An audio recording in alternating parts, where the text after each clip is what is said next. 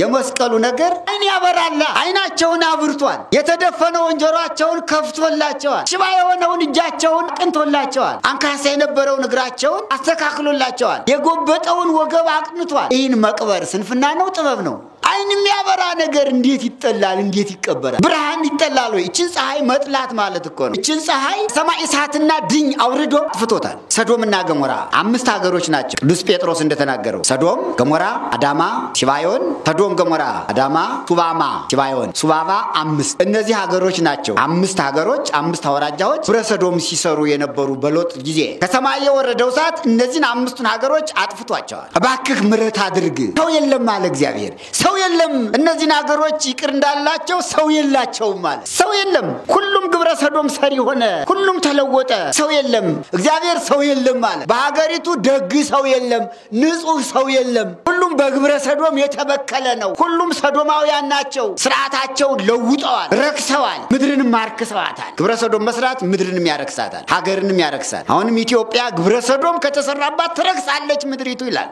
ሀገር ይረክሳል ሰው ብቻ አይደለም ምድር ይረክሳል መርከሱ በምን ይታወቃል እሳተ ገሞራ ይነዳል ምድር ስትረክስ ከምድር ላይ ምልክት ያሳያል እግዚአብሔር በሰዶም ላይ ያሳየው እሳት ነው አይደል አሬም እሳተ ገሞራ ባንዳንድ ሀገር አልፎ ሲታይ ሀገሩ ረክሷል ያቺ ምድር ረክሳለች ሰዶማውያን አሉ ማለት እኮ ነው እግዚአብሔር ሰዶማውያን እዚች ሀገር አሉ ስላሉ ይቺ ምድር እንደ ገሞራ ትነዳለች ትቃጠላለች ማለቱ ነው ልብ ላለው ለሚያስተውል ሰው ግን አይመስልንም አናስተውለው ይርታም አንጠይቅም ሰው መኖሩንም አናረጋግጥም ባክይችን ሀገር አታጥፋ ባክይ ቅርበል አክማራለው የሚማር ሰው አላገኘሁም ንጹህ ሰው አላገኘሁም ሁሉም ግብረ ሰዶም ፈጻሚ ነው 50 ንጹህ ሰው የሌለባት ሀገር ናት አሁንም እኮ ዓለም እንጃ ቢቆጠር ንጹህ ሰው ከሰዶም ብቻ አይደለም ከዝሙት ብቻ አይደለም ግማሹ ጉቦኛ ነው ሌባ ነው ግማሹ ነፍሰ ገዳይ ነው ማሹ አጋች ነው ማሹ ዘራፊ ነው ነፍሰ ገዳይ ነው ሐሰት ይመሰክራል ይገላል ከዚህ ንጹህ ይገኛል 50 ሰው እጁ ያልተ ዘፈቀ ይገኛል ወደ ሰዶም ብቻ ጣታችን አንቀስርም ዓለም ዛሬ በምን ሁኔታ እንዳለች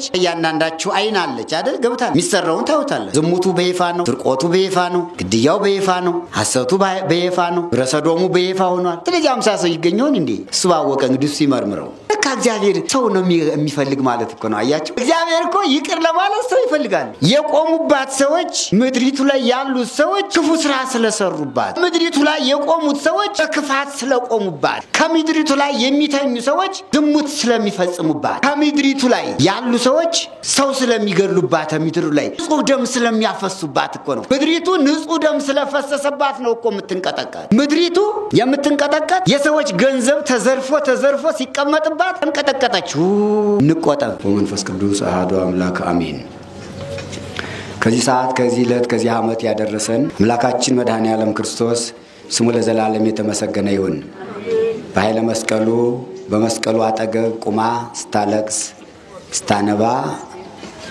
እነሆ ልጅሽ እነሆ እናት ብሎ የመስቀል ቃል ኪዳን የሰጣት እናታችን ቅድስት ድንግል ማርያም ስሟ የተመሰገነ ይሁንልን ለክቡር መስቀሉም እንዲሁ ስግደት ምስጋና ይገባል ለእናንተም እንደሚገባችሁ ሊቃውንተ ቤተክርስቲያን ምእመናንና ምእመናት በልዑል እግዚአብሔር ስም እንደምን አደራችሁ እንደምን ሰነበታችሁ እንኳን ለበዓለ መስቀሉ በሰላም አደረሳችሁ አሜን አሁን መስቀሉን አውጥተን በመስቀሉን እንዞራለን ስለዚህ ቀረብ በሉና ወደዚህ መቅረብ የምትችሉት አብራችሁ ትዞራላችሁ እሱ አካባቢ ወንበሩን ተጋተጋ ታደርጉና ትልቁ መስቀል እየመጣ ነው ተነሱ ተቀበሉ 3 ጊዜ ይታወዳል አብራችሁ ትዞራላችሁ ሲያዋ ላይ ባሉ መግለጫ ይሰጣል አሁን መስቀል አብርሃ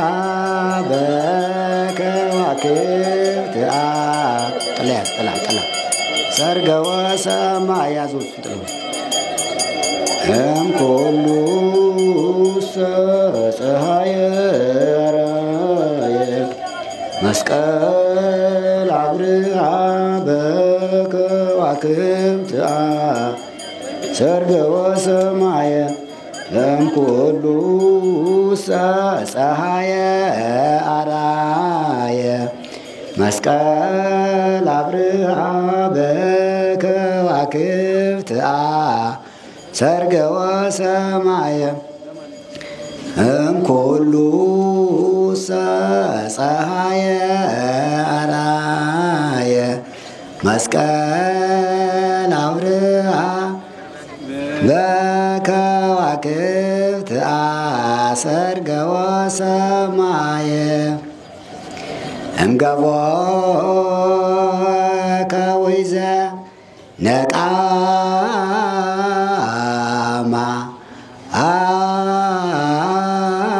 አይ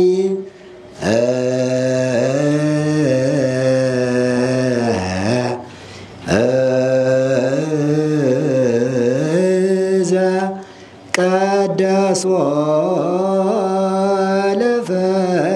ለፈያታይ እምገቦ ከውሕዘ ነቃማ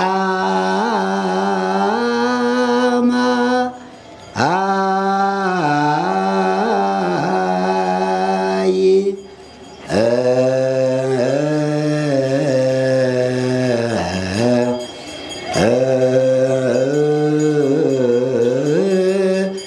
ዘቀደሶ ለፈያታይ ለነዳይ ምስካይ መስቀልከ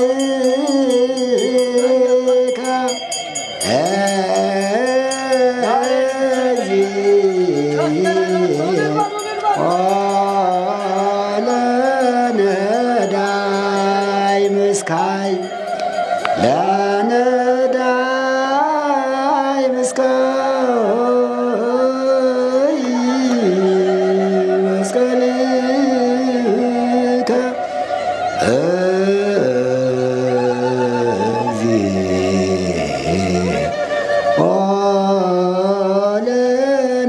ለነዳይ ምስካይ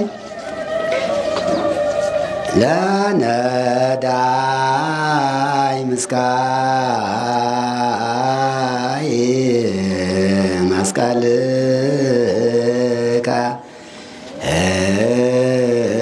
እግዚኦ ለነዳ ምስካይ ለነዳይ ምስካይ መስቀልከ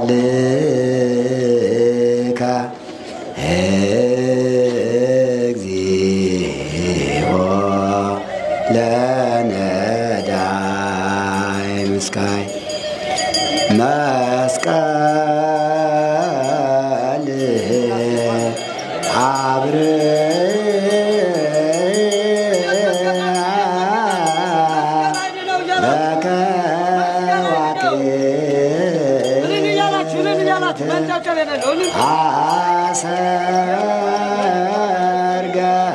አሰርገወ ብሔረ ጎንደር መስቀል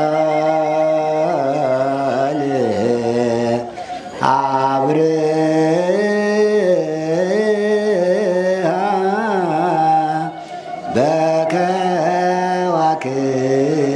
በከዋክብት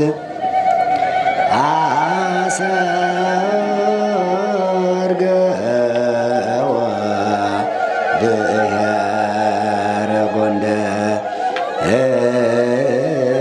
እምኩሉ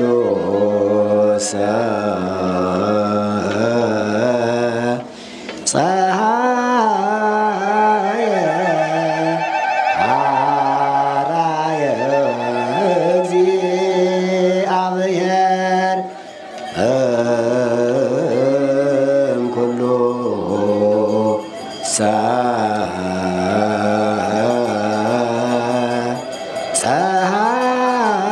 ፀሐየ አራየ እግዚአብሔር መስቀል አብርሃ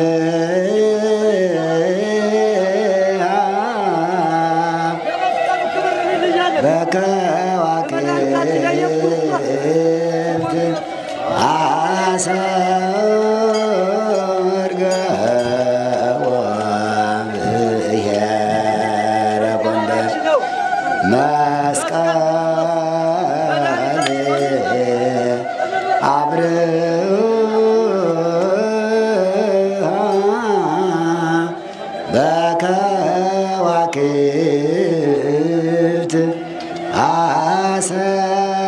አሰርገ ወብሔረ ጎንደር እምኩሉ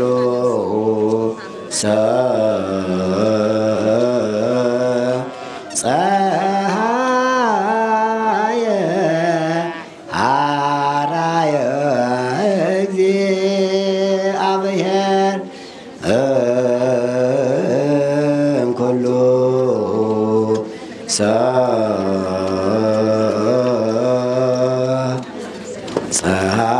ፀሐየ አራየ እግዚአብሔር። በያላችሁበት አረፍ አረፍ በሉ። የመስቀሉ በዓል መግለጫ ይሰጣል። አሜን። በልዑል እግዚአብሔር ስም እንደምን አደራችሁ? አሜን። እግዚአብሔር አምላካችን የተመሰገነ ይሁን። ዛሬ መጋቢት 10 ቀን 2017 ዓመተ ምህረት የመስቀሉ በዓል በኢትዮጵያ ኦርቶዶክስ ተዋሕዶ ቤተክርስቲያን በጎንደር መንበረ መንግስት መድኃኔዓለም ቤተክርስቲያን የመስቀል በዓል እየተከበረ ይገኛል። የበዓሉ አከባበር በጾሙ ስርዓት ነው የሚከበረው። ከጥንት ጀምሮ አባቶቻችን ሊቃውንተ ቤተክርስቲያን መጋቢት 10 ቀንና መጋቢት 27 ቀን የሚከበረውን ዓመታዊ በዓል መጋቢት 10 ቀን መስቀሉ የወጣበት፣ መጋቢት 27 ቀን መድኃኔዓለም ክርስቶስ ዓለምን ለማዳን በመስቀል ላይ ተሰቅሎ ፍቅሩንና ቤዛነቱን የገለጠበት በዓል ነው። አከባበሩ በጾሙ ስርዓት ነው። ሁለቱም በዓላት የመጋቢት 10 ቀን በዓለ መስቀልና የመጋቢት 27 ቀን በዓለ ስቅለቱ አብይ ጾም ላይ ስለሚውል በአብይ ጾም ደግሞ ራሱን የቻለ በዓል አከባበር ስላለው በተለይም ታላቁ ሊቅ ኢትዮጵያዊ ሊቅ ቅዱስ ያሬድ ለጾሙ በዓላት በጾም ለሚውሉ በዓላት ያለ ከበሮ ያለ ጸናጽል በዜማና በመቋሚያ ዝማሜ ብቻ እንዲከበሩ ድጓውን ጾመ ድጓውን በመንፈስ ቅዱስ ተገልጾለት አዘጋጅቷል። አብይ ጾም ከዘወረደ ዋዜማ ጀምሮ ለእያንዳንዱ ዕለት ከሰኞ እስከ እሑድ ላሉት ዕለታት የእያንዳንዱ ቀን የቁመት ስርዓት ተሰርቶለታል። ይኸውም ጾመ ድጓ ይባላል። ጾመ ድጓው የነግ ማልዳ ማለት ነው 12 ሰዓት፣ የሰለስት የ3 ሰዓት፣ የቀትር የ6 ሰዓት፣ የ9 ሰዓት ቁመት ራሱን ችሎ እንዲቆም በዚህ እግዚአብሔር እንዲመሰገን ሰርቶለታል። ሀገራችን ኢትዮጵያ የስርዓት ባለቤት ናት። ሀገራችን ኢትዮጵያ ሃይማኖቷ ኦርቶዶክስ ተዋሕዶ ሃይማኖት፣ ህዝቦቿ የኦርቶዶክስ ተዋሕዶ ሃይማኖት ተከታዮች፣ ሊቃውንቶቿ በቅዱስ ያሬድ ዜማ፣ ቅኔ፣ አቋቋም፣ ዝማሬ መዋሥዕት፣ ቅዳሴ፣ ትርጓሜ መጻሕፍት ፈጣሪያቸውን እንዲያገለግሉ ስለፈቀደ እግዚአብሔር የጾሙ ስርዓት በጾሙ የሌላው ደግሞ በሌላው ስርዓት ይከበራል። ስለዚህ አብይ ጾም ራሱን የቻለ ጾም ይሁን እንጂ ትልቅ በዓል ነው። መድኃኔዓለም ክርስቶስ ዓለምን ለማዳን በመስቀል ከመሰቀሉ በፊት ጥር 11 ቀን በዮርዳኖስ ወንዝ በዮሐንስ እጅ ተጠምቆ የባህሪ ልጅነቱን ከባህሪ አባቱ ከአብ ከባህሪ ሕይወቱ ከመንፈስ ቅዱስ አስመስክሮ ወደ ገዳመ ቆሮንቶስ ሂዶ 40 ቀንና 40 ሌሊት ቆሞ ሳያርፍ ከቆመ ሳያርፍ ከዘረጋ ሳያጥፍ በጾም አሳልፎታል። ይህ ጾም ታላቅ ጾም ነው። ስሙም አብይ ጾም ይባላል። አብይ ማለት ታላቅ ማለት ነው። ራሱ ባለቤቱ በምድር ላይ የጾመው ጾም ነው። ለማን ነው የጾመው? ለኛ ነው። ይህ ጾም ታላቅ ስለሆነ አባቶቻችን ይህን ጾም ሲያከብሩት፣ ይህን ጾም ሲጾሙት የጾሙን ጸሎት በመቋሚያ በዝማሜ እና በዜማ ብቻ እግዚአብሔርን ለማመስገን በመንፈስ ቅዱስ ተመርተው የቅዱስ ያሬድን አሰረ ፍኖት ተከትለው ይጾሙታል፣ ያገለግላሉ። ይህ ጾም ሁልጊዜ ሰዓታት ይቆምበታል። አባቶቻችን ገዳማውያን መነኮሳት በገዳም ያሉ አበው መነኮሳት ከመጀመሪያው ጀምሮ እስከ ሆሳዕና ድረስ ባሉት ሳምንታት ዕለታት በየቀኑ ሰዓታት ይቆማሉ። ሰዓታት ይቆማል። በኢትዮጵያ ኦርቶዶክስ ተዋሕዶ ቤተክርስቲያን በገጠሪቱም በከተማይቱም ያሉ አባቶቻችን መነኮሳት፣ ቀሳውስት፣ ወንድሞቻችን ዲያቆናት እንዲሁ ከመጀመሪያው ጀምሮ ከዘወረደ ጀምሮ እስከ ሆሳዕና ድረስ ሌሊት ሰዓታት ይቆማሉ ያለ ማቋረጥ። በኢትዮጵያ ኦርቶዶክስ ተዋሕዶ ቤተክርስቲያን ባለችው አጥቢያ ቤተክርስቲያን በከተማይቱም ሆነ በገጠሪቱ ያሉ ሊቃውንተ ኢትዮጵያ የድጓ መምህራን፣ የአቋቋም መምህራን፣ የቅዳሴ ዝማሬ መዋሥዕት፣ የቅኔ መምህራን ሁሉም ለጾሙ የተዘጋጀውን የጾመ ድጓ ቁመት ከመጀመሪያው ጀምሮ እስከ ሆሳዕና ድረስ ያለማቋረጥ በየሰዓቱ ቅድም እንዳልኩት በነግ፣ በሰለስት፣ በቀትር፣ በ9 ሰዓት ከዚያም በኋላ እስከ ጣነ ሞገድ ድረስ ይቆማሉ። እንዲሁ በኢትዮጵያ ኦርቶዶክስ ተዋሕዶ ቤተክርስቲያን በከተማም ሆነ በገጠር ያሉት መነኮሳት፣ ቀሳውስት፣ ዲያቆናት ጾሙ ከተጀመረበት ጀምሮ እስከ በዓለ ሆሳዕና ድረስ ያለማቋረጥ ሌሊት ሰዓታት እየቆሙ ቀን ቅዳሴ ይቀደሳል። ስብከተ ወንጌል ቅዳሴ ከመጀመሩ በፊት ከ6 ሰዓት ጀምሮ የቅዳሴው ሰዓት እስኪደርስ ድረስ ላስቀዳሾቹ ለምእመናን ስብከተ ወንጌል ትምህርት ይሰጣል። በኢትዮጵያ ኦርቶዶክስ ተዋሕዶ ቤተክርስቲያን ያሉ ምእመናንና ምእመናት ወንዶችም ሴቶችም ጾሙ ከተጀመረ ጀምሮ እስከ በዓለ ሆሳዕና ድረስ ሁልጊዜ ያለማቋረጥ ቅዳሴውን በማስቀደስ ቅዱስ ሥጋውን ክቡር ደሙን በመቀበል ጾሙን ያከብሩታል። ይህ ታላቅ ጾም የሚከበረው በዚህ ስርዓት ነው። አባቶቻችን ጌታችን መድኃኒታችን ኢየሱስ ክርስቶስ እንደሄደ አብረው ይሄዳሉ። እንደቆመ ይቆማሉ። እንደ ጾመ ይጾማሉ። እንደ ጸለየ ይጸልያሉ። ይህን ጾም ባለቤቱን ራሱን መድኃኔ ዓለም ክርስቶስን በመምሰል እሱን አብነት በማድረግ ይጾሙታል። በዚህ ጾም ከበሮ አይመታም።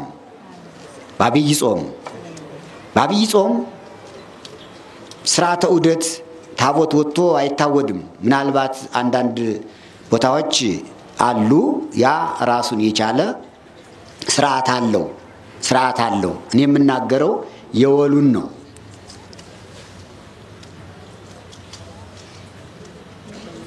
ጾሙ ታላቅ ጾም ስለሆነ የሰማዕታት የጻድቃን በዓል ይላል። በአብይ ጾም ቢሆን በጾሙ ስርዓት ይከበር፣ ድግስ አይደገስም፣ መብል መጠጥ አይደረግም። በአብይ ጾም የጾሙ ስርዓት ራሱን የቻለ ስላለው አብይ ጾም በሶስት ይከፈላል። የጾሙ ሰዓት የመጀመሪያው ሳምንት ከዘወረደ እስከ ቅድስት ያለው የሚጾም 12 ሰዓት ነው። 12 ሰዓት ነው። ከቅድስት ሰኞ ጀምሮ እስከ ኒቆዲሞስ ዓርብ ድረስ ያለው 11 ሰዓት ነው ጾሙ። ሰኞ ከሕማማት ጀምሮ እስከ ስቅለት ያለው 13 ሰዓት ነው የሚጾመው። ቅዳም ሱር አክፍሎት ነው። ይህ ጾም ራሱን የቻለ ሰው ስለሆነ አይቋረጥም።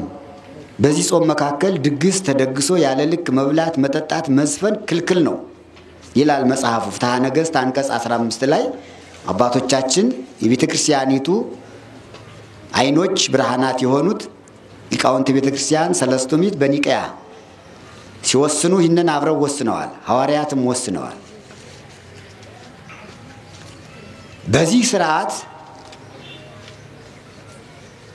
ቤተ ክርስቲያናችን ዛሬ መጋቢት 10 ቀን በዓሉን ስታከብር ታቦት አውጥታ አታውድም፣ ከበሮ አይመታም፣ ጸናጽል እንዲሁ አይጸነጸልም።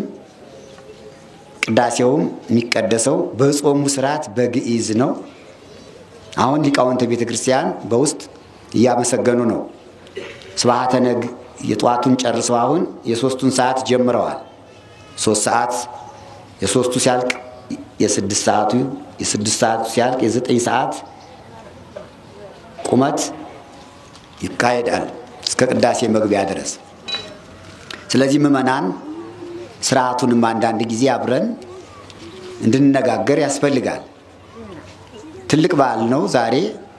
ለምን ነው ከበሮ ያልተመታ? ለምን ነው ታቦት ወልቶ ያልታወደ የሚል ጥያቄ ከተነሳ በጾሙ ስርዓት ስለሆነ በአብይ ጾም ቤተክርስቲያናችን የምታዘው ስርዓት በዚህ ስለሆነ አሁን በዓሉን ለማስታወስ ለዝክረ በዓሉ ስንል ታላቁን መስቀል አውጥተን አውደናል። በዓሉን ለማሰብ ነው።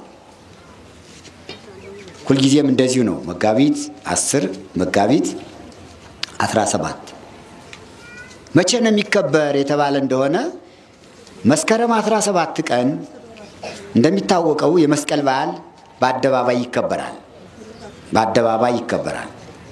በአደባባይ የሚከበርበት ምክንያት ምንድነው ሲባል መስቀሉ የወጣ የተገኘ ዛሬ ነው። ትልቁ በዓል የመስቀሉ በዓል መስከረም 17 ቀን በአደባባይ የሚከበርበት ለውጥ ነው ይላል። የዛሬው ለውጥ መጋቢት 10 ቀን አብይ ጾም ላይ ስለሚሆን በአብይ ጾም ደግሞ ድግስ ደግሶ እንደሌሎቹ በዓላት ማክበር ስለማይቻል በጾም ስራ ስለሚከበር አባቶቻችን ሊቃውንት የመጋቢት 10ን በዓል ወደ መስከረም 17 ወስደው የመስቀሉ በዓል ከዓመት 2 ጊዜ እንዲከበር አድርገዋል። ከዓመት 2 ጊዜ ሲከበር መስከረም 17 መስቀሉ ምልክቱ ጢሱ ምልክት አሳይቶ ቁፋሮ የተጀመረበት ሲሆን መስከረም 10 ቀን ደግሞ መስቀሉ የወጣበት ቀን ነው። ስለዚህ በመስከረም 17 የመስከረም 17 በዓለ መስቀል በአደባባይ እንዲከበር በከበሮ በጸናጽል እንዲከበር ሲወስኑ መጋቢት 10 ቀን ያለው የመስቀል በዓል የሚውለው የመስቀል በዓል ደግሞ በአብይ ጾም ስርዓት እንዲከበር ወስነውልናል። ይህን ይወሰኑልን አባቶቻችን በረከታቸው ይድረሰን። በረከታቸው ከሁላችን ጋር ይሁን። ይህንን ጠብቀን ለትውልድ ማሳለፍ የኛ ኃላፊነት ነው። የኛ ኃላፊነት ነው።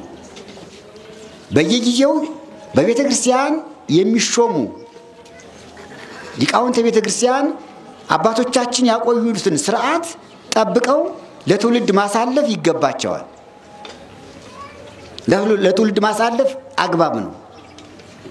ትውልድ እያለፈ ትውልድ ሲተካ ሥርዓቱ ግን አይፋለስም። ሥርዓተ ቤተ ክርስቲያን ቋሚ ነው። ሰው ያልፋል፣ ሰው ይሞታል፣ ሰው ይተካል። ቤተ ክርስቲያንና ኦርቶዶክስ ተዋሕዶ ሃይማኖት በኦርቶዶክስ ተዋሕዶ ሃይማኖት ዶግማ ስር የሚፈጸሙ ቀኖናትና ሥርዓታት ደግሞ እንደዚሁ ጸንተው ይኖራሉ፣ አይለወጡም። ስለዚህ በአባቶቻችን ሥርዓት ነው በዓሉን እያከበርን ያለ። አሁን እኛ የጀመርነው እንዳይመስላችሁ፣ አሁን የተጀመረ እንዳይመስላችሁ። ከአባቶቻችን ከቅዱሳን ሐዋርያት፣ ከሐዋርያት ቀጥለው ደግሞ የተነሱ ቅዱሳን በኒቃያ ጉባኤ የተሰበሰቡ 318ቱ ሊቃውንት በአንቀጸ ፍትሐ ነገሥት አንቀጽ 15 ላይ ወስነውልናል። ያን ውሳኔ መሰረት በማድረግ ነው በዓላችን የምናከብርና እንኳን ለዚህ በዓል በሰላም አደረሰና አደረሳችሁ። አሜን። አይተናል፣ አውደናል። የተሰቀለበት ዕፀ መስቀሉ 7 ክንድ ነው። ከዓመት 2 ጊዜ ይወጣል ይህ መስቀል። መጋቢት 10 ቀን ዛሬና መጋቢት 27 ቀን የበዓለ ስቅለቱ ይወጣል። የሚወጣም አንደኛ በዓሉ የመስቀሉ በዓል ሲከበር መስቀሉ ባለቤት ስለሆነ በመካከል የምናየው የበዓሉ ባለቤት እሱ ነው። የመስቀሉን በዓል ስናከብር በመስቀል ላይ የተሰቀለውን በመካከል አድርገን ነው። የበዓሉ ባለቤት እሱ ነው። ለኛ ብለህ ተሰቀልክ፣ ለኛ ብለህ ተገረፍክ፣ ለኛ ብለህ የሾህ አክሊል ተቀዳጀህ ብለን እያየነ ከፊቱ ቁመን ልንጸልይ፣ ልንማጸን፣ ልንሰግድ፣ ማረን ልንለው፣ ምህላ ጸሎት ልናደርስ፣ ለሀገራችን ለሕዝባችን ሰላም በረከት እንዲልክ ልንማጸንበት ነው። እዚህ ላይ አውጥተን ያቆም ነው። ቀላል አይደለም። በዓይናቸው ያዩ ሰዎች ሁሉ ይህን መስቀሉን ዓይናቸው በርቶላቸዋል። በዛሬው ዕለት መስቀል የዕውሮችን ዓይን አብርቷል። ከመስቀሉ ፊት የቆሙ ሰዎች ሁሉ ሽባ የነበሩት ተፈውሰዋል። እጃቸው አይጨብጥ አይዘረጋ የነበረው እጃቸው ተዘርግቶላቸዋል። ጆሮአቸው የማይሰማ የነበረው መስማት የተሳናቸው ሰዎች በዛሬው ዕለት ከመስቀሉ ፊት ቁመው ሲማጸኑ ጆሮአቸው ተከፍቶላቸው ሰምተዋል።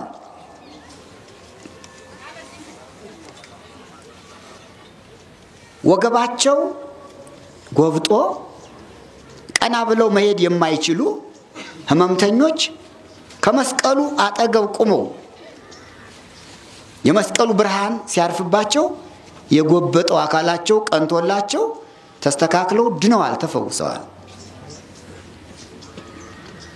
እግራቸው ሽባ ሆኖ የሚያነክሱ የተለያየ በሽታ ያለባቸው ሕመምተኞች ሁሉ መስቀሉን በማየት ከመስቀሉ ፊት ቆመው በመማፀን ካለባቸው በሽታ ሁሉ ተፈውሰዋል።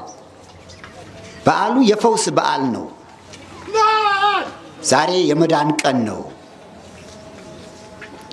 አጋንንት ያደሩባቸው ሕመምተኞች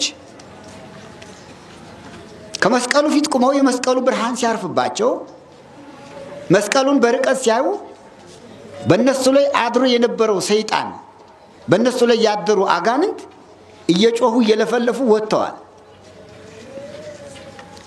በአጋንንት ተይዘው ሲጨነቁ የነበሩ የጭንቀት መንፈስ የነበረባቸው የሚያስጨንቅ በሽታና ደዌ አድሮባቸው ይጨነቁ የነበሩ ሕሙማን ከጭንቀት ተፈውሰዋል። ቁርጥማት፣ ሌላም በሽታ በውስጥ ያለ አጥንትን የሚቆረጥም ስጋን የሚያላምጥ ሰውነትን የሚያንዘፈዝፍ የሚጥል የአየር ጋኔን ሰውን የሚጥል በሽታ ያደረባቸው ህመምተኞች ሁሉ መስቀሉ ከፊታቸው ቆሞ የመስቀሉን ብርሃን ሲያዩ የመስቀሉ ብርሃን ሲያርፍባቸው ከሚጥል በሽታ አንድ ጊዜ ከባህር አንድ ጊዜ ከገደል አንድ ጊዜ ከእሳት የሚጥል የአየር ጋኔን ሌጂዮን የተባለ የሚጥል መንፈስ ርኩስ ወጥቶላቸው ተፈውሰዋል። ከራስ ፀጉር እስከ እግር ጥፍር ድረስ በሽታ አድሮባቸው የሚያስጨንቅ የሚያስጠብብ በሽታ የሚያስጮህ ኩርትምትም የሚያደርግ እጅ እግር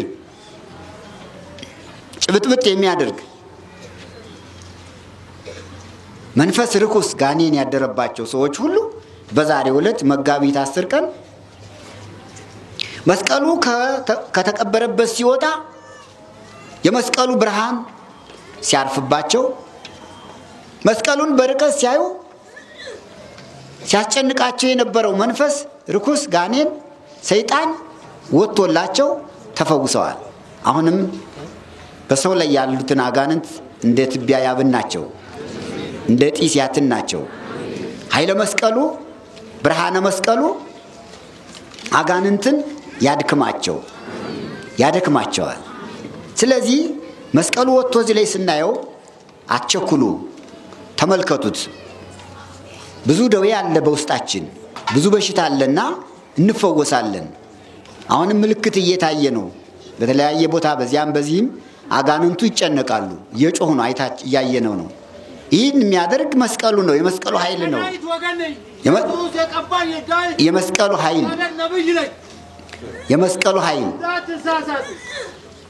የመስቀሉ ኃይል ብዙ ያደርጋል። ሐዋርያው ቅዱስ ጳውሎስ ለቆሮንቶስ ሰዎች በጻፈው መልእክቱ ምዕራፍ 1 ቁጥር 17 የትምህርታችን ርዕስ ይሄ ነው የሚሆነው። ምዕመናን አዳምጡ። የቅዱስ ጳውሎስ የሐዋርያው የቅዱስ ጳውሎስ መልእክት ወደ ቆሮንቶስ ሰዎች የጻፈው እንዲህ ይላል። ምዕራፍ 1 ቁጥር 17 እስመ ነገረ መስቀሉ እበድ ውእቱ በሀበ ህጉላን፣ የመስቀሉ ነገር ለሚጠፉት ሞኝነት ነው። ወለነሰ ለለነአምን ኃይለ እግዚአብሔር ውእቱ፣ ለምናምንበት ለምንማጸንበት ለኛ ግን የእግዚአብሔር ኃይል ነው። በጋራ እንላለን። የመስቀሉ ኃይል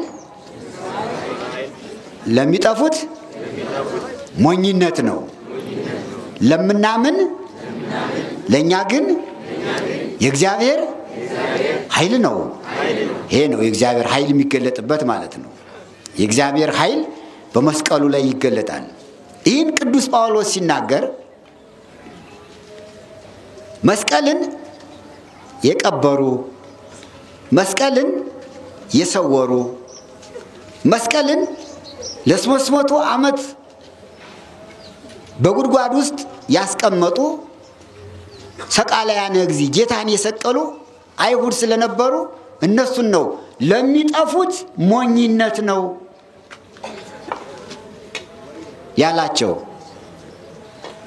መስቀሉን ለካዱ፣ መስቀሉን ለቀበሩ ለአይሁድ ሞኝነት ነው፣ ስንፍና ነው። ምክንያቱም የሚያድንን የሚፈውስን ኃይል መቅበር ይህ ስንፍና ነው። ከዚህ የበለጠ ስንፍና የለም አለ። ዓይንን ማጥፋት ማለት ነው። የመስቀሉ ኃይል ለሚጠፉት ሞኝነት ነው አለ። አሁን አንድ ሰው ሁለት ዓይኑን ቢያጠፋ ከሁለት ዓይኑ በርበሬ ቢጨምር ማለት ነው ምን ይባላል? ይህ ሰው ምን ይባላል? ሰነፍ ነው የሚባል? ትጉ ነው የሚባል? አይንን ማጥፋት ስንፍና እኮ ነው። በአይን ላይ ጨው በርበሬ መጨመር ስንፍና ነው። አንድ ሰው እጁን እዚህ ላይ ቆርጦ ቢጥል ስንፍና ነው ወይስ ጥበብ ነው? እጁን ቆርጦ ሰርቶ የሚበላበትን እጁን ቆርጦ ጣለ ማለት ይህ ስንፍና ነው። እግሩን ቆርጦ ቢጥል ስንፍና ነው። የሚሰማበትን ጆሮውን የሚደፍን ነገር አድርጎ ቢደፍን እንዳይሰማ ቢያደርግ ይህ ስንፍና ነው። ለዚህ ነው ቅዱስ ጳውሎስ የመስቀሉ ነገር ለሚጠፉት ሞኝነት ነው ያለ። ትክክል እኮ ነው። አይን ያበራላ፣ አይናቸውን አብርቷል። የተደፈነውን ጆሮአቸውን ከፍቶላቸዋል። ሽባ የሆነውን እጃቸውን አቅንቶላቸዋል። አንካሳ የነበረውን እግራቸውን አስተካክሎላቸዋል። የጎበጠውን ወገብ አቅንቷል። ይህን መቅበር ስንፍና ነው ጥበብ ነው? ስንፍና ነው ጥበብ ነው? ለዚህ እኮ ነው የመስቀሉ ነገር ለሚጠፉት ሞኝነት ነው አለ። አዎ ትክክል እኮ ነው። እንዴ አይን የሚያበራ ነገር እንዴት ይጠላል? እንዴት ይቀበራል? ብርሃን ይጠላል ወይ? እቺን ፀሐይ መጥላት ማለት እኮ ነው። እቺን ፀሐይ ጋርዶ አንቺ ፀሐይ በእኛ ላይ አታብሪብን፣ አስቸግረሽናል፣ ጨረርሽ እየወጋነ ነው፣ ብርሃንሽ አያስፈልገንም፣ ሙቀትሽም በጣም ስላቃጠለን አንፈልግሽም እንደማለት እኮ ነው። መስቀሉን መቅበር ማለት የፀሐይን ብርሃን እንደመጋረድ ማለት ነው። አሁን እቺ ፀሐይ ብትጋረድ ብርሃን አለ እንዴ በዚህ ዓለም? እቺ ፀሐይ አሁን ብትጋረድ ጨለማ ሞቱ ቢጋርዳት ሁላችን ምን ውስጥ ላይ ነው የምንሆነው? ምን ውስጥ ላይ ነው የምንሆነው? ጨለማ ውስጥ ነው የምንሆነው። ፀሐይን የሚጋርድ ቢኖር አሁን እቺ ፀሐይ መጋረድ አለብኝ ቢል ይህ ሰው ወዳጅ ነው ለኛ ጠላት ነው? ጠላት ነው እኮ። ምክንያቱም የአይናችን ብርሃን ከፀሐይ ብርሃን ጋር አብሮ ካልተዋሃደ አይናችን ብቻውን ማየት አይችልም። ስለዚህ የአይናችን ብርሃን የሆነችውን ፀሐይን እጋርዳለሁ ቢል ይህ ሰው የምን ጠላት ነው? የዓለም ጠላት ነው። የዓለም ጠላት ነው። የእግዚአብሔርም ተቀናቃይ ነው። ለምን? እቺን ፀሐይ የፈጠረ እግዚአብሔር ስለሆነ እግዚአብሔር ለዓለም ታብራ ብሎ በጠፈር ላይ ያስቀመጣትን ፀሐይ እጋርዳለሁ አጠፋለሁ ካለ እግዚአብሔርን እንደመቃወም ነው። አንተ እግዚአብሔር ለምን ነው ፀሐይን በጠፈር ላይ አስቀምጠህ ለዓለም ብርሃን ያደረክ ብሎ የእግዚአብሔርን ኃይል የእግዚአብሔርን ስልጣን እንደመቃወም ነው። መስቀሉንም እንዲሁ መቅበር፣ መስቀሉን ከምድር በታች ማስቀመጥ ድውያን እንዳይፈወሱ ህሙማን እንዳይድኑ ምቀኝነት ነው። ስንፍና ብቻ አይደለም ምቀኝነትም ጭምር ነው። እንዴት ቅዱስ ጳውሎስ የመስቀሉ ነገር ለሚጠፉት ሞኝነት ነው ያለው እኮ ይሄንን ነው። ለሚጠፉት ማለት አሁንም ቢሆን ዛሬ የመስቀሉን ኃይል የመስቀሉን ክብር ለሚክዱ ስንፍና ነው። የፀሐይ ብርሃን እንደማይጋረድ ሰው ልጋርዶ ቢል እንደማይጋረድ ሁሉ የመስቀሉ ኃይል አይጋረድም። ከምድር በታችም ቢሆን ቢቀበርም አይጋረድም። ምድር አይሰውረውም፣ ጨለማ አይጋረደውም። ለምን? የእግዚአብሔር ኃይል የተገለጠበት ስለሆነ፣ መድኃኔዓለም የተገለጠበት ስለሆነ። ወለነሰ ለነአምን ኃይል እግዚአብሔር ውቱ ለምናምን ለኛ ግን የእግዚአብሔር ኃይል ነው አለ ደግሞ ቅዱስ ጳውሎስ። ለምናምን ለኛ የእግዚአብሔር ኃይል ነው። አዎ የእግዚአብሔር ኃይሉን በምን እናውቀዋለን ምእመናን? የእግዚአብሔር ኃይል እኮ የሚታወቀው በረቂቅም በግዙፍም ፍጥረቱ ነው። የእግዚአብሔር ኃይል በነፋስ ይገለጣል። የእግዚአብሔር ኃይል በእሳት ይገለጣል። የእግዚአብሔር ኃይል በውሃ ይገለጣል። የእግዚአብሔር ኃይል በመሬት ይገለጣል። ኃይሉ ካህሊነቱ፣ ኃያልነቱ፣ ገናናነቱ፣ ንጉሠ ነገሥትነቱ የጌቶች ጌታ የነገስታት ንጉስ መሆኑ ኃይሉ በሚገለጥባቸው ስነ ፍጥረታት ይገለጣል። ለምሳሌ እግዚአብሔር ኃይሉን ከሚገልጥባቸው ረቂቃን ፍጥረታት አንዱ ማን ነው? ነፋስ ነው። ነፋስ እኮ ነው። የእግዚአብሔርን ኃይል እኮ በነፋስ እናውቀዋለን። አሁን ራሱ ይህንን ዛፍ ሲያንቀሳቅሰው የምናየው የነፋሱ ኃይል ነው። ነፋሱን የፈጠረ ማን ነው? እግዚአብሔር። ነፋስ የእግዚአብሔር የኃይሉ መገለጫ ነው። ለምናምን ለኛ ግን አለው መስቀሉን የእግዚአብሔር ኃይል ነው። አዎ በነፋስ ጥቅመ ሰናወር የሰናወርን ግንብ አፈርሶበታል፣ ገለባብጦ ጥሎታል። ኦሪት ዘፍጥረት ምዕራፍ 11 ቁጥር 1 ጀምሮ ስንመለከት እናገኘዋለን። ታየም ረቂቅ ነው። እግዚአብሔር በረቂቁ ነፋስ ኃይሉን ሲገልጥ በዚህ ዓለም ብዙ ስራ ያሳያል። ለምናምን ለኛ መስቀሉ የእግዚአብሔር ኃይል ነው ያለው ቅዱስ ጳውሎስ። ለዚህ እኮ ነው ነፋስ የእግዚአብሔር ኃይል ነው፣ እሳት የእግዚአብሔር ኃይል ነው። ሰባ ሰዶምና ሰባ ገሞራን በምን ነው ያጠፋቸው እግዚአብሔር? በእሳት አይደል እንዴ? እሳት የእግዚአብሔር ኃይል ነው። ወደ መስቀሉ ስንመጣ መስቀል እሳት ነው፣ መስቀል ነፋስ ነው። እንዴት እንደሚያቃጥል አጋንንት እንዴት እንደሚበላቸው ምሳሌዎቹ ነፋሳትና እሳት ማያት በመስቀል ሲመሰሉ ከተግባር ጋር ነው። እሳት የሰዶምን ሰዎች አጥፍቷቸዋል። ኦሪት ዘፍጥረት ምዕራፍ 19 ቁጥር 1 ጀምሮ ተመልከቱ። መጽሐፍ ቅዱስ ጋር አብሮ የተያያዘ ነው። የሶዶም የገሞራ ሰዎች የማይገባቸውን ስራ ሰርተዋል። ወንዶች ሴት እንሁን፣ ሴቶች ወንድ እንሁን ብለው እግዚአብሔር ከሰጣቸው የተፈጥሮ ስርዓት ወጥተው የማይገባ ስራ ሰርተዋል። ቅዱስ ጳውሎስ ይህንን አንስቶታል። አንስትን ያደጋ ፍጥረቶን ይላል።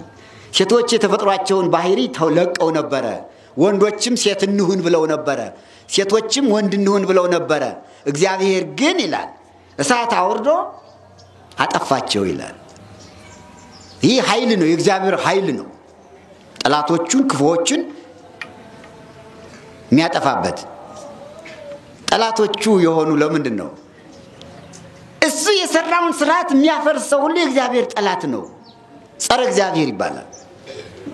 ወንድና ሴት አድርጎ ፈጥሮ ወንድ ባል ሴት ሚስት ትሁን ብሎ የሰራውን ስርዓት ማፍረስ እግዚአብሔርን መናቅ፣ እግዚአብሔርን ማቃለል፣ እዚያም አልፎ የእግዚአብሔር ጠላት መሆን ደመኛ መሆን እኮ ነው። እግዚአብሔርን መንቀፍ እኮ ነው። ተሳስተሃል እንደማለት እኮ ነው። እነዚህን ተቃዋሚዎች እግዚአብሔር በምን አጠፋቸው? በእሳት። እሳት የማን ኃይል ነው? የእግዚአብሔር ኃይል ነው። ይህን ሲያይ ነው ቅዱስ ጳውሎስ የመስቀሉ ነገር ለምናምን ለኛ የእግዚአብሔር ኃይል ነው አለ። እግዚአብሔር ብዙ ኃይል አለው። በእሳት አጥፍቷል። አሁንም እግዚአብሔር ችን ዓለም በእሳት እንዲያቃጥላት ግብረ ሰዶምን መቃወም ያስፈልጋል። አውግዙ ምእመናን፣ ግብረ ሰዶምን ተቃወሙ። በቃ ወንድ ባል ሴት ሚስት እንጂ ሚስት ሴት ባል መሆን አትችልም። ወንድ ሚስት መሆን አይችልም። ይችላል? ይህንን እናወግዘዋለን በሉ እስቲ አንድ ጊዜ። ግብረ ሰዶምን እናወግዛለን በሉ። ግብረ ሰዶምን እናወግዛለን። አሁን እንዲህ ስንል እግዚአብሔር አምላካችን እየተከተልን ነው ምእመናን። መስቀሉን ወደ ቀራንዮ ሲሄድ ተሸክሞ እንደሄደ አሁን መስቀሉን ተሸክመን ስንዞር እንደምንከተለው ሁሉ እሱ የሰራውን ስርዓት የሚቃወሙትን ሰዎች ማውገዝ እግዚአብሔርን መከተል ነው። አያስፈራም። እንዴት በሉ? ግብረ ሰዶምን የሚወዱ ሰዎችን የሚሰሩ ሰዎችን እግዚአብሔር ከሰማይ እሳት አውርዶ አጥፍቷቸዋል፣ ተቃውሟቸዋል። እሱ የጠላውን መጥላት ያስፈልጋል? አያስፈልግም እንዴ? እሱ የወደደውን መውደድ ያስፈልጋል? ድንግል ማርያምን ይወዳታል አይወዳትም? ይወዳታል። ስለዚህ አምላክ እናት እንድትሆነው መርጧታል። ድንግል ማርያምን መውደድ ራሱ ባለቤቱ እግዚአብሔርን መውደድ ነው። ለምን? እሱ የወደደውን የሚወድ ሁሉ እሱን የወደደ ነውና። ሶዶማውያን ግብረ ሰዶም የሚሰሩት ሰዎች እግዚአብሔር አልወደዳቸውም አይደል? ጠልቷቸዋል አይደል? ማን አወቀ መጥላቱን ብትሉ የውሳት አውርዶ በላቸው፣ አቃጠላቸው። ስለወደዳቸው ነው ስለጠላቸው? ስለጠላቸው ነው። ለዚህ እኮ ነው ግብረ ሰዶምን የምንጠላ የምንቃወም እግዚአብሔር የጠላው ስለሆነ። መጥላት ብቻ አይደለም። እግዚአብሔር ይህንን እኩይ ተግባር ከሰሪዎቹ ከሰዎቹ ጋር ከሰማይ እሳትና ድኝ አውርዶ አጥፍቶታል። ይገርማቸዋል። ሰዶምና ገሞራ 5 ሀገሮች ናቸው። ቅዱስ ጴጥሮስ እንደተናገረው ሰዶም 1፣ ገሞራ 2፣ አዳማ 3፣ ሲባዮን 4። ሰዶም፣ ገሞራ፣ አዳማ፣ ሱባማ፣ ሲባዮን፣ ሱባባ 5። እነዚህ ሀገሮች ናቸው 5 ሀገሮች 5 አውራጃዎች ግብረ ሰዶም ሲሰሩ የነበሩ በሎጥ ጊዜ። ከሰማይ የወረደው እሳት እነዚህን 5ቱን ሀገሮች አጥፍቷቸዋል። አብርሃም እንኳን ስለ እነዚህ ሀገሮች ሥላሴን ጠይቆ ነበር። እባክህ ምሕረት አድርግ ብሎት ነበር። ሰው የለም አለ እግዚአብሔር። ሰው የለም፣ እነዚህን ሀገሮች ይቅር እንዳላቸው ሰው የላቸውም አለ። ሰው የለም። ሁሉም ግብረ ሰዶም ሰሪ ሆነ። ሁሉም ተለወጠ። ሰው የለም። ምናልባት 50 ሰው ቢገኝ ይቅር አትልም አለው። ወደ ቁጥር ገባ አብርሃም። እግዚአብሔር ሰው የለም አለ። በሀገሪቱ ደግ ሰው የለም፣ ንጹህ ሰው የለም። ሁሉም በግብረ ሰዶም የተበከለ ነው። ሁሉም ሰዶማውያን ናቸው። ስርዓታቸውን ለውጠዋል፣ ረክሰዋል፣ ምድርንም አርክሰዋታል። ግብረ ሰዶም መስራት ምድርንም ያረክሳታል፣ ሀገርንም ያረክሳል። አሁንም ኢትዮጵያ ግብረ ሰዶም ከተሰራባት ትረክሳለች ምድሪቱ ይላል። ሀገር ይረክሳል፣ ሰው ብቻ አይደለም፣ ምድር ይረክሳል። መርከሱ በምን ይታወቃል? እሳተ ገሞራ ይነዳል። ምድር ስትረክስ ከምድር ላይ ምልክት ያሳያል እግዚአብሔር። በሰዶም ላይ ያሳየው እሳት ነው አይደል? ዛሬም እሳተ ገሞራ በአንዳንድ ሀገር አልፎ ሲታይ ሀገሩ ረክሷል። ያቺ ምድር ረክሳለች። ሰዶማውያን አሉ ማለት እኮ ነው እግዚአብሔር። ሰዶማውያን እዚች ሀገር አሉ ስላሉ ይቺ ምድር እንደ ገሞራ ትነዳለች፣ ትቃጠላለች ማለቱ ነው። ልብ ላለው ለሚያስተውል ሰው ግን አይመስልንም፣ አናስተውለውም።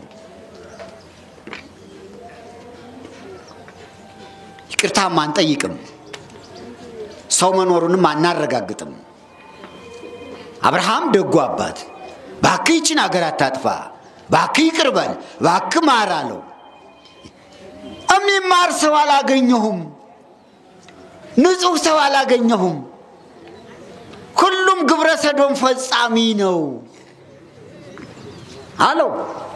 አብርሃም ጥያቄ ያቀረበ፣ አባቴ እግዚአብሔር አምላክ ቸርነህና እስቲ ሰው ልቁጠርና በሰው ቁጥር ልክ ይቅር ብትል እነዚህን ሀገሮች አለው። ቁጠር አለው። 50 ሰው ቢገኝ አትምርም አለው።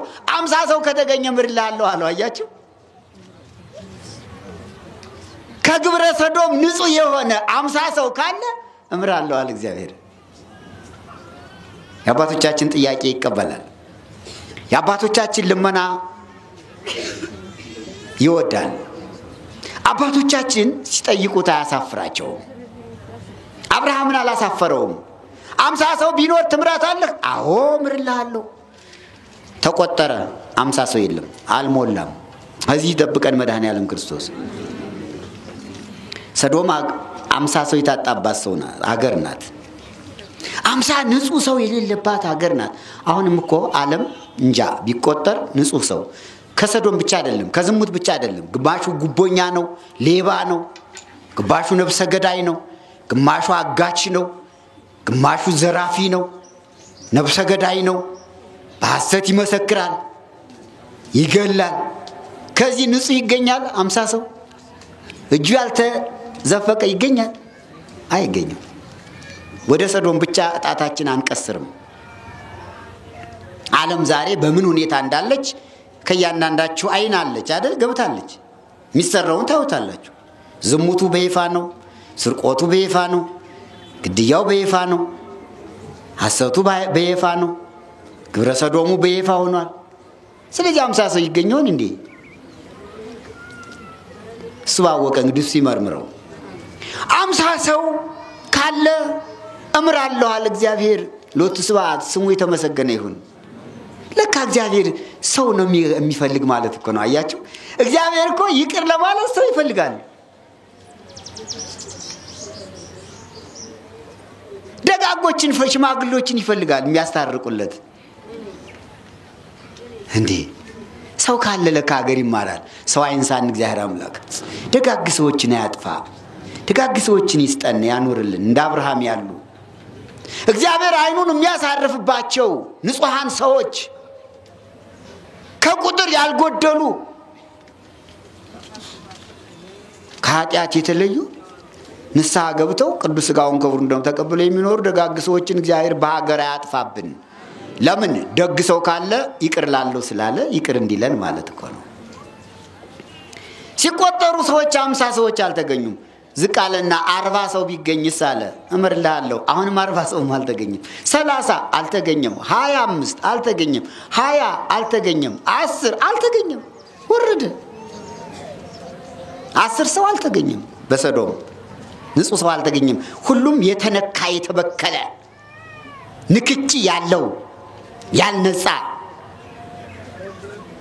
ሰዶማውያንን ከግብራቸው ከግብረ ሰዶም ጋራ እግዚአብሔር ሰው ስላልተገኘ እሳት ከሰማይ አውርዶ እንዲጠፉ አደረገ። ምን በመጥፋቱ? ሰው በመጥፋቱ ማን ጠፋ? ሀገሪቱ ጠፋች። አያችሁ፣ ደግ ሰው ከጠፋ ሀገር ትጠፋለች። ደግ ሰው ከሌለ ህዝብ ይጠፋል። የተላልቅ የደጋግ ሰዎች መኖር ለሀገር ዋልታ ጋሻ ነው፣ መከታ ነው። እግዚአብሔር ራሱ ለአብርሃም 50 ሰዎች ደጋግ ንጹህ ሰዎች ካሉ አላጠፋትም እንዳለ አሁንም በደጋግ ሰዎች ሀገር ይቀደሳል፣ ሀገር ንጹህ ይሆናል። ስለዚህ ሰው ያጥፋብና ለዚህ ነው የመስቀሉ ኃይል ለምናምን ለኛ የእግዚአብሔር ኃይል ነው አለና እንዳለው ቅዱስ ጳውሎስ እግዚአብሔር ኃይሉን ገለጠ፣ እሳት አመጣ፣ አቃጠለ። እሳት ብቻ እንዳይመስላችሁ፣ ነደደ፣ ሰዎች ተቃጠሉ፣ ሀገሪቱ ተቃጠለች፣ ነደደች። መላእክት ድኝ የሚባል ማናደጃ ማቃጣጠያ ጨመሩበት ይላል። ጠፋ ሀገሩ። ከጠፋ በኋላ ግብረ ሰዶም እኮ እሳት ብቻ አይደለም። ምን አደረገው እግዚአብሔር? ውሃ እሳቱን ምን አደረገው? ውሃ። አይ ስራ የእግዚአብሔር ኃይል እኮ ሲገለጥ አሁን ዛሬ ግብረ ሰዶም የተሰራባት ሰዶም ውሃ ናት። ነዳ የቀረች ብቻ እንዳይመስላችሁ፣ ውሃ አደረጋቸው። አሁን ባህር ነው። ማን ይባላል? ባህረ ፄው፣ የጨው ውሃ ይባላል። ጨው ነው። እግርን እንዲህ አድርጎ ሲሰዱ ጥሬ ጨው ነው የሚወጣ። ጥሬ ጨው ባህሩ ሲሸሽ ባህር ሸሹ፣ ጭቃው ጥሬ ጨው ነው። የሰዶምና የገሞራ ባህሩ ቅልጥልጥልጥልጥ ይላል። ቅባት አለ፣ የሰው አጥንት የሰው ስጋ ስለሆነ። ጨው ታዲያ ጨው ነው ተብሎ አይበላም፣ የረከሰ ነው። አሲድ ነው፣ አሲድ ነው። ባህሩ ሙት ባህር ይባላል። ሙት ባህር፣ ሙት ባህር ማለት ሕያዋን ፍጥረታት የማይኖርበት ማለት ነው። አሁን በባህሩ ስናይ ብዙ እንስሳት አሉ። አሳ አለ፣ አዞ አለ፣ ቁማሪ አለ፣ ጓጉንቸሮች አሉ። ብዙ ተሐዋስያን በባህር ውስጥ እናገኛለን። ያ ባህር ግን አንድ ደመነፍስ ያለው ፍጥረት አይገኝበትም። ሙት ነው። ከዚያ ከገባ አንዲት ጓጉንቸር ከዚያ ውስጥ ብትገባ ወዲያው ነው የምትሞት። ህይወት የላትም። እባብ ቢገባ ይሞታል። አሳ ቢገባ ይሞታል። ጉማሬ ቢገባ ይሞታል። እዚያ የገባ ሁሉ ህይወት የለውም። ስለዚህ ስሙ ማን ተባለ? ሙት ባህር ይባላል። አያችሁ? ሙት ባህር ህይወት የማይገኝበት አላሁንም ሰውም ከገባ ወዲያው ይሞታል፣ ይለወጣል። የሚገርመው ደግሞ አንሳፋፊ ባህር ነው። አያሰጥም፣ ማንሳፈፍ ነው። አያጠልቅም፣ ባህር ነው። 5 አውራጃዎች ናቸው። የእግዚአብሔር ኃይል በመስቀሉ ከመገለጡ በፊት በእሳት ተገልጧል፣ በነፋስ ተገልጧል። በእሳት በሰዶምና በገሞራ ነው የተገለጠ። ቅድም እንዳልኩት ሰዶም ገሞራ ከእሳት ወደ ባህርነት ተለውጧል። ከባህርነት ወደ ጨውነት ተለውጧል። አሁን ያ ጨው ነው። ከዚያ ውስጥ ገብተው የታጠቡ ሰዎች ቅባትነት ስላለው በሳሙና ካልታጠቡ አይለቅም። ከባድ ነው። ያቺ ሀገር ከሀገርነት ወደ እሳትነት፣ ከእሳትነት ወደ ባህርነት፣ ከባህርነት ወደ ጨውነት የተለወጠች ሀገር ናት። የእግዚአብሔር ኃይል ይህን ያደርጋል። አሁንም ግብረ ሰዶምን መቃወም ያስፈልጋል። ሀገራችን እንደዚያ እንዳትሆንብን የእግዚአብሔር ኃይል እንዲጠብቀን፣ ሰውም እንዳይጠፋ ቅዱስ ፈቃዱ ይሁንልን። የእግዚአብሔር ኃይል በመሬት ይገለጣል። በአራቱ ባህሪያት ዳታንና አቤሮን የሚባሉ ሰዎች ክፉ ስራ ስለሰሩ እግዚአብሔር ምድር እንድትውጣቸው አድርጓል። ምድር ዋጥ አድርጋቸዋለች፣ ተንቀጥቅጣለች። አሁንም ምልክት ይታያል እኮ በዓለም አይታይም? ምድር እየተንቀጠቀጠች ነው ወይስ አትንቀጠቀጥም? ማን ነው የሚያንቀጠቅጣት? ማን ያንቀጠቅጣታል ምድርን? የእግዚአብሔር ኃይል እኮ ነው። የእግዚአብሔር ኃይል ያንቀጠቅጣታል። ግን የእግዚአብሔር ኃይል ዝም ብሎ አይደለም ያንቀጠቅጥ። የቆሙባት ሰዎች፣ ምድሪቱ ላይ ያሉት ሰዎች ክፉ ስራ ስለሰሩባት፣ ከምድሪቱ ላይ የቆሙት ሰዎች በክፋት ስለቆሙባት፣ ከምድሪቱ ላይ የሚተኙ ሰዎች ዝሙት ስለሚፈጽሙባት፣ ከምድሪቱ ላይ ያሉ ሰዎች ሰው ስለሚገድሉባት፣ ምድሩ ላይ ንጹህ ደም ስለሚያፈሱባት እኮ ነው። ምድሪቱ ንጹህ ደም ስለፈሰሰባት ነው እኮ የምትንቀጠቀጥ። ምድሪቱ የምትንቀጠቀጥ የሰዎች ገንዘብ ተዘርፎ ሲቀመጥባት ተንቀጠቀጠች። ይሄ ነገር ያንቀጠቅጣል፣ ያልደከሙበትን የሰው ገንዘብ መሰብሰብ ጥሩ አይደለም እያለች እኮ ነው። አንቀጠቀጣት ምድርን እኮ። ስርቆቱ አንቀጠቀጣት፣ ግድያው አንቀጠቀጣት፣ የሚፈሰው ንጹህ ደም አንቀጠቀጣት፣ በሐሰት የሚመሰከረው ምስክር አንቀጠቀጣት፣ ዝሙቱ አንቀጠቀጣት፣ ውሸቱ አንቀጠቀጣት፣ ሐሰቱ አንቀጠቀጣት፣ ግብረ ሰዶም መስራቱ አንቀጠቀጣት፣ መስቀሉን መካዱ አንቀጠቀጣት፣ ድንግል ማርያምን አታማልድ ማለቱ አንቀጠቀጣት፣ የቅዱሳንን ቃል ኪዳን መቃወሙ አንቀጠቀጣት፣ ጾሙን መቃወሙ አንቀጠቀጣት፣ ስጋውን ደሙን መናቁ አንቀጠቀጣት፣ እግዚአብሔር የለም ማለቱ አንቀጠቀጣት። በርዷት ይሆን? አዎ ያንቀጠቅጣታል። የእግዚአብሔር ኃይል ነው። አንዴ እግዚአብሔር የለም ስትባል ምድር እኮ ባዶ ሆነች ማለት እኮ ነው። በረዳት። አሁን እኛ ተንቀጠቀጠ ምንል ምን ሲሆን ነው? ሲበርደው ነው አይደል? የፈጠራት እግዚአብሔር የለም ከተባለች እኮ ምድር ፈጣሪ የለሽም ከተባለች ልብስ አጣች። በረዳት ማለት እኮ ነው። በረዳት ተንቀጠቀጠች፣ ፈጣሪ የለሽም ተባለች። በረዳት ተንቀጠቀጠች፣ ደም ፈሰሰባት። የሰው ደም እኮ ያንቀጠቅጣል። አንቀጠቅጥም? ያስፈራል እኮ የሰው ደም። ያለ ልክ ሆነ እኮ። ኧረ ተው ምድር ትጮኻለች ይላል ነቢዩ ኤርምያስ። እናንተ ተው ምድር እየጮኸችባችሁ ነው። የሰውን ደም የንጹሃንን ደም መጣ ሰርባ ትለወጣለች ምድር። አንዳንድ የሰው ደም እኮ አይጠፋም። ቢያጥቡት አይጠፋም የሰው ደም። ምድርን ያንቀጠቀጣት ይሄ እኮ ነው። የእግዚአብሔር ኃይል ምድርን ያንቀጠቅጣል፣ ሰውን ያንቀጠቅጣል። ግን ቅድም እንዳልኩት ነፋሱም ሰናዖርን ሕንፃ ቢንደው እሳቱም ሰብአ ሰዶምን ቢያቃጥላቸው ምድርም ዳታን አቤሮን ብታሰጥማቸው ይህ ሁሉ የሰዎች ክፋት ነው። የሰዎች ተንኮል ነው። የሰዎች ቅናት ምቀኝነት ነው። ስለዚህ ምድር መንቀጥቀጥ ከጀመረች ኃጢአታችን ከብዷታል ማለት እኮ ነው አይደል? ኃጢአታችን ከበዳት፣ ዝሙታችን ከበዳት፣ ስርቆታችን ከበዳት፣ ያለ ልክ ያለ አግባብ ድሃውን ማስለቀስ ማስቸገሩ ከበዳትና ተንቀጠቀጠች፣ ምልክት አሳየች አይደል? ይማረን እግዚአብሔር አምላክ።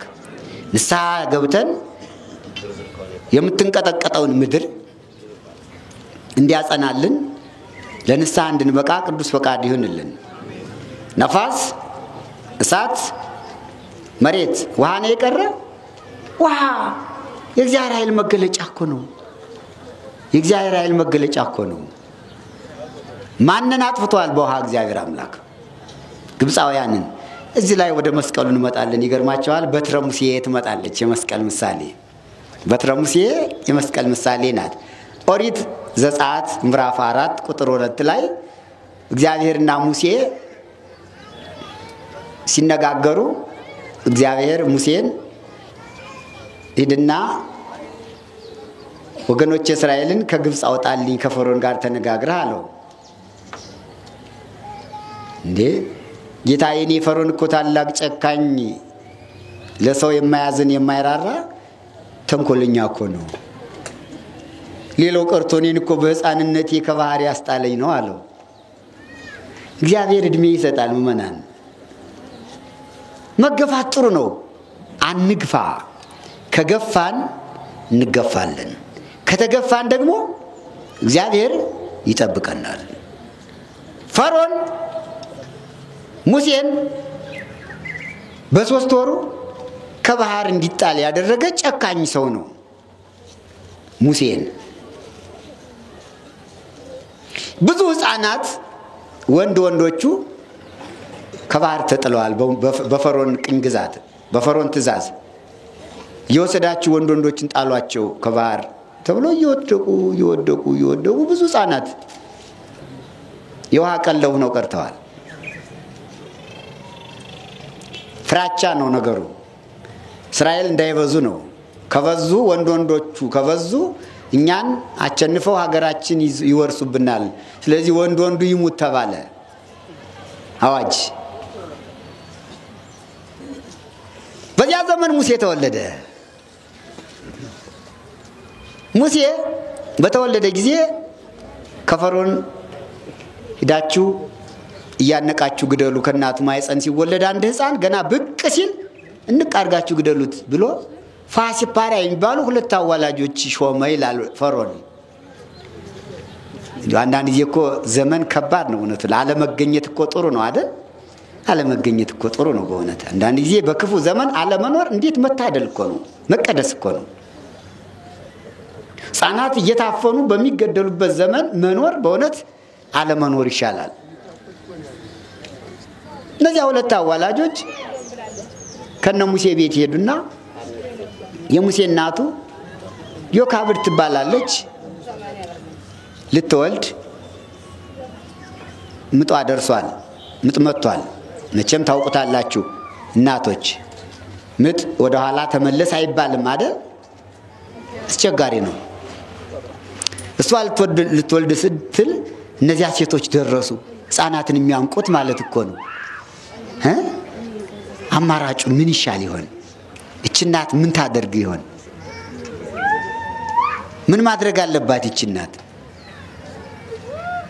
አማራጯ ወደ እግዚአብሔር መለመን ነው። እግዚአብሔርን መጠየቅ ነው። አቤቱ እግዚአብሔር አምላክ ሆይ ህዚያው ጸበል ርጭት ሂዱ ያውግዙት አባ እንዳይጮህ።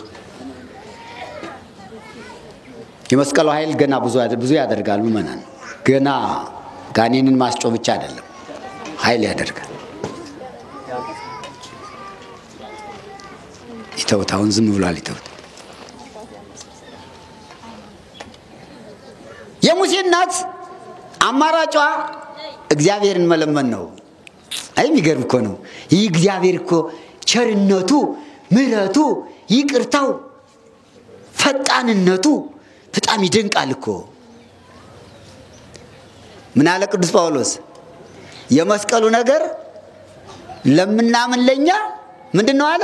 የእግዚአብሔር ኃይል ነው አለ እኮ። የእግዚአብሔር ኃይል ነው። ወዲያች እናት እንዲህ ብላ እያማጠች እያለች እነዚያ አዋላጆች በኋላዋ መጥተው ነው አይደል የሚያንቁባት። በደም መዝወር እንኳን የማትችልበት ሰዓት ላይ ደርሳለች። ልጇን ዘወር ብላ የምታነሳበት የሚያዋልዷት እናቷ እህቷ አይደሉም፣ ቤተሰቦቿ አይደሉም። አዋላጆች እነማን ናቸው? ልጅ አንቀው የሚገሉ። ወይ እንዴት ተጨነቀች እስኪ አስቡት። እንዴ ሰው እኮ ሲወልድ ደና ቤተሰብ እህት እናት ካሉ ጎረቤት ካለች ቀረብ ብላ ስታዋልድ እንኳን እስከሚወለድ ድረስ ያስጨንቃል። እንኳን ጠላት ቀርቦ ከባድ እኮ ነው። እሷ እንዲህ ተንበርክካ ታምጣለች።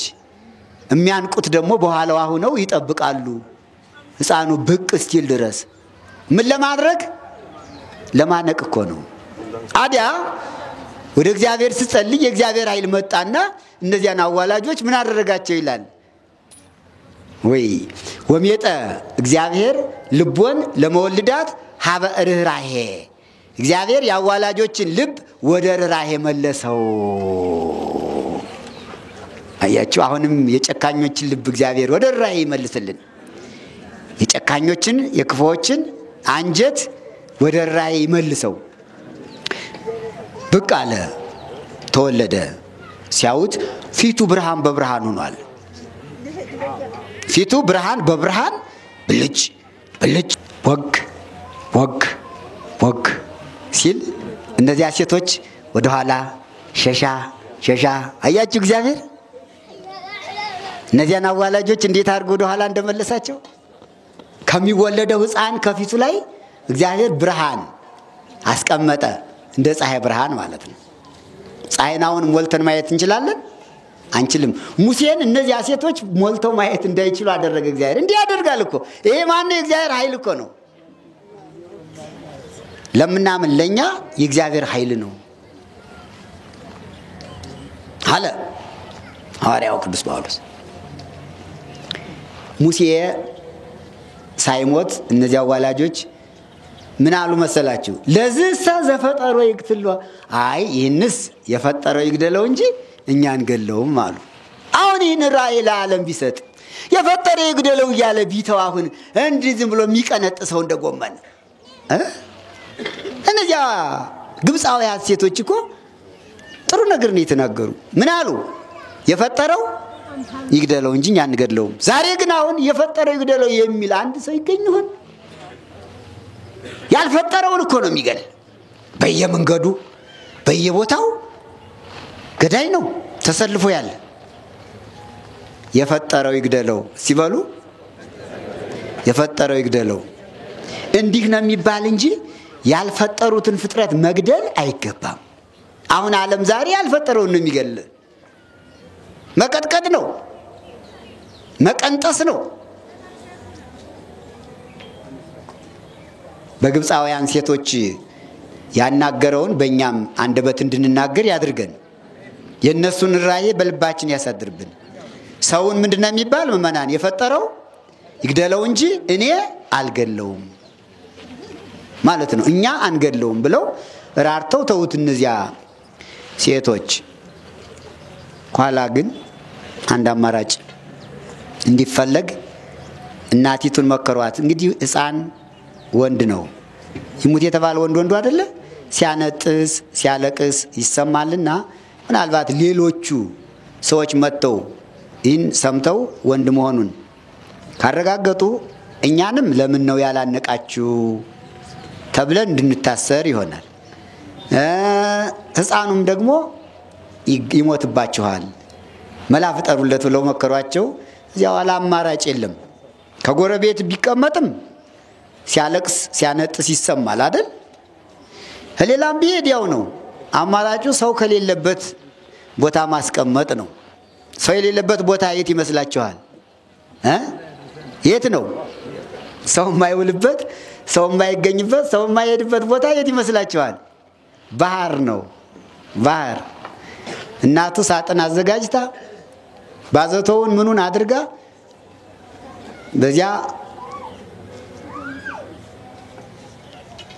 በልብሱ በምኑ ሸፋፍና ከባህር ወስዳ ጣለችው።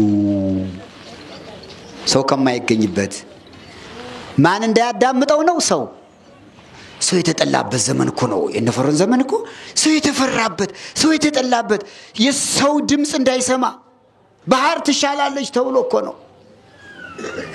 ባህሪቱ ትሻላለች። ድምፁን ሲያለቅስ ሰምታ አትቃወመውም።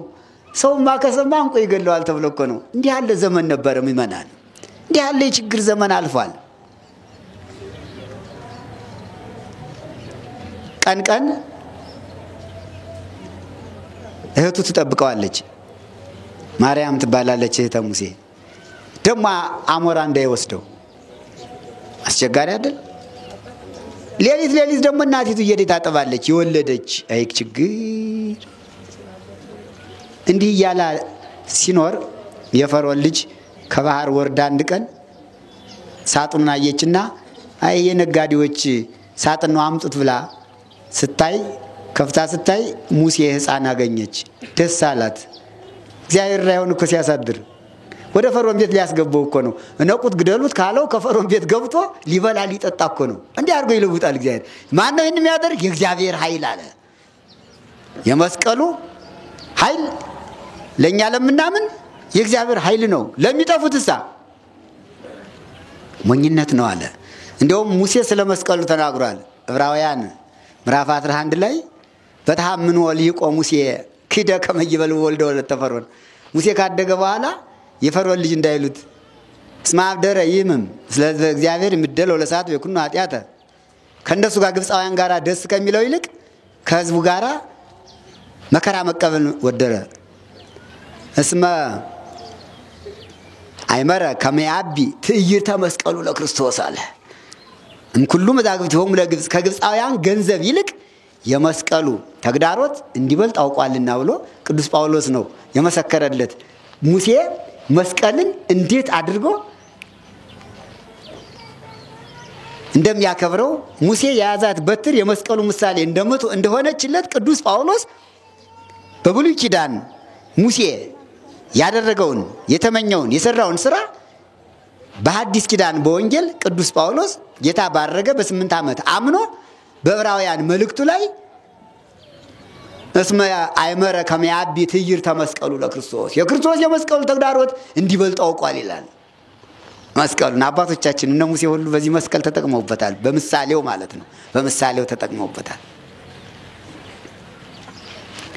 የፈርዖን ልጅ አወጣችሁ ከባህር።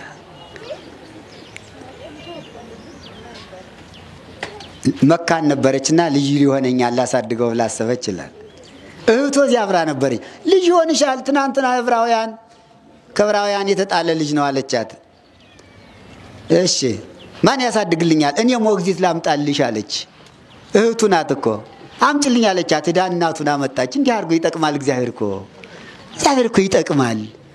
እግዚአብሔር እኮ እኛ ልጆቻችን ለማሳደግ ወልደን አብረውኛ ጋር እንዲያድጉ ከወደድነ እኛው ራሳችን ሞግዚት ያደርጋል። ደሞዝ ይሰጣል እኮ። አሁን ሰው የሚመስለው ደሞዝ የመንግስት ሰራተኛ ብቻ ደሞዝ የሚያገኝ ይመስለዋል። እሺ አምጪልኝ አለቻት። እናቱን ወስዳ አንቺ ይልጅ ታሳድጊልኛለሽ? አዎ አሳድገዋለሁ። ጥሩ አድርጋሽ አሳድጊልኝ። እሺ በወር ደሞዝሽን ከፍልሻለሁ። አያችሁ ደሞዝ እኮ ዝም ብሎ ይመጣል። ልጅ እኮ ጥቅም ነው አይደል? አዲያ አሁኑ ትውልድ ልጁን እያነቀ መጣል ጽንስ ማስወረድ በልጅ መጠቀም ከእግዚአብሔር ነው በረከት የሚገኝ እና ልጆቻችሁን በደንብ ማሳደግ ያስፈልጋል። ወልዶ መጣል ኃጢያት ነው፣ ነውር ነው። ጽንስ ማስወረድ ነውር ነው፣ ኃጢያት ነው። እንደ ሙሴ ይጠቅማል። ልጆች ጠቃሚዎች ናቸው። እዚያው ላይ ሙሴ እናት ደሞዝ ተቆረጠላት። ሀባህር የነበረውን ሌሊት እየሄደች የምታጠበው ልጇን ቤቷ ወስዳ ቅፍ አድርጋ ማጥባት ጀመረች። እየሳመች አብራ እንዲህ ያደርጋል። አሁንም እግዚአብሔር የተለያዩትን አንድ ያድርግልን። እናትና ልጅ ተራርቀው ሲላቀሱ የነበሩትን ሙሴና እናቱን አንድ ያደረገ አምላክ አሁንም በተለያይተው በስደት በምን ያሉትን ሁሉ ተገናኝተው አንድ እንዲሆኑ ይፍቀድ መድኃኔዓለም። ለሱ የሚሳነው ነገር የለም፣ ሁሉን ያደርጋል። የተለያዩትን ሀገሮች ሁሉ በሰላም አንድ ያደርጋቸው። ሙሴና እናቱን ያገናኝ አምላክ ተጣልተው በጠብ የተለያዩትን ሀገሮች ሁሉ በፍቅር አንድ ያደርጋቸው። ለጦርነት የሚተሳሰቡትን ሁሉ ከጦርነት ወደ ሰላም ይመልሳቸው። የሚሳነው ነገር የለም። እንጸልይ፣ ጸልዩ።